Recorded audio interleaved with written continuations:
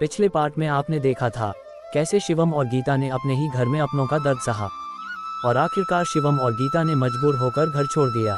लेकिन उन्हें क्या पता था कि असली तूफान अभी बाकी है। घर छोड़ने के बाद शिवम और गीता एक छोटे से शहर में जाकर रहने लगे। ना कोई अपना, ना कोई सहारा, बस दोनों एक दूसरे के साथ थे। शिवम ने किराए के छोटे से कमरे से अपनी नई जिंदगी शुरू की।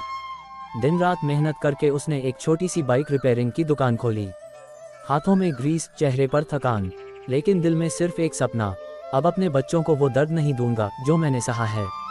धीरे धीरे दुकान चलने लगी, घर में खुशियां लौटने लगीं। गीता ने एक बेटे को जन्म दिया और देखते ही देखते उनका बेटा 4 साल का हो गया। फिर गीता दोबारा प्रेग्नेंट हुई। सब कुछ अच्छा चल रहा था, लेकिन शिवम आज भी अपने माँ बाप को बहुत याद करता था। उसे वो पुराना घर याद आता था जहाँ कभी पूरा परिवार एक साथ बैठा करता था। वो सोचता था एक दिन इतना कमा लूंगा कि पिताजी के लिए भी दुकान खुलवा दूंगा। लेकिन किस्मत शायद उसकी खुशियों से जल रही थी। एक शाम हर रोज की तरह शिवम अपनी दुकान पर काम कर रहा था। करीब 6 बजे गीता का फोन आया। कब आओगे? बहुत देर हो गई। शिवम हल्का सा मुस्कुराया और बोला, बस 5 मिनट, निकल रहा हूँ। उसे क्या पता था कि ये उसकी जिंदगी के आखिरी 5 मिनट हैं। जैसे ही शिवम दुकान बंद करके बाइक से निकला, तभी पीछे से एक तेज रफ्तार कार ने उसे जोरदार टक्कर मार दी। टक्कर इतनी खतरनाक थी कि चोट सीधे उसके सीने पर लगी और शिवम ने सड़क पर ही दम तोड़ दिया। एक पल में गीता की पूरी दुनिया उजड़ गई। दुकान के आसपास के लोगों ने जब ये खबर घर पहुंचाई तो गीता बेहोश होकर जमीन पर गिर पड़ी। जिस वक्त एक औरत को अपने पति की सबसे ज्यादा जरूरत होती है, उसी वक्त शिवम उसका साथ छोड़ चुका था। पूरा गांव इस हादसे से कांप उठा। लोग शिवम के घर वालों को ताने देने लगे, अगर तुमने उसे प्यार से रखा होता तो आज वो जिंदा होता। शिवम की मौत के सिर्फ 15 दिन बाद गीता ने दूसरे बेटे को जन्म दिया, एक ऐसा बच्चा जिसने अपने पिता को कभी देखा ही नहीं। फिर रिश्तेदारों ने सलाह दी, गीता की शादी विकास से कर दो, आखिर दोनों बच्चे इसी घर का खून हैं।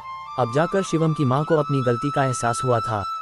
वो रोज शिवम के कमरे में जाकर रोती, उसके कपड़ों को सीने से लगाकर बैठी रहती, लेकिन पछतावा कभी किसी को वापस नहीं ला सकता।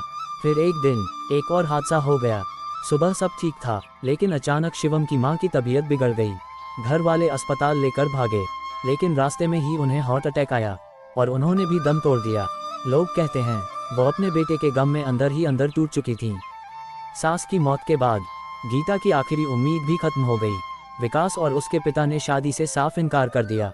विकास बोला, मैं खर्चा उठा दूंगा लेकिन शादी नहीं करूंगा। लेकिन गीता जानती थी बिना रिश्ते के एक औरत जिंदगी भर इज्जत से नहीं रह सकती।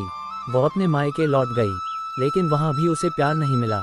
भैया भाभीियों ने उसे नौकरानी बनाकर रख दिया। पूरा दिन काम और रात भर आंसू। बड़ा बेटा हर रात अपनी माँ से पूछता, मम्मी मेरे पापा कब आएंगे?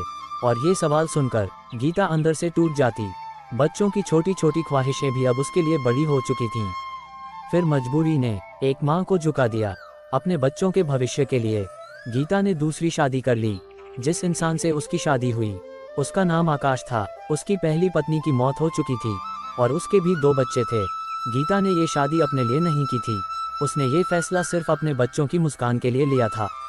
लेकिन आज भी शिवम का बड़ा बेटा अपने पिता को याद करके रो पड़ता है और छोटा बेटा, उसे तो आज तक ये भी नहीं पता कि उसके असली पिता कौन थे। कुछ कहानियां खत्म नहीं होती, बस दर्द बनकर जिंदगी भर साथ चलती रहती हैं।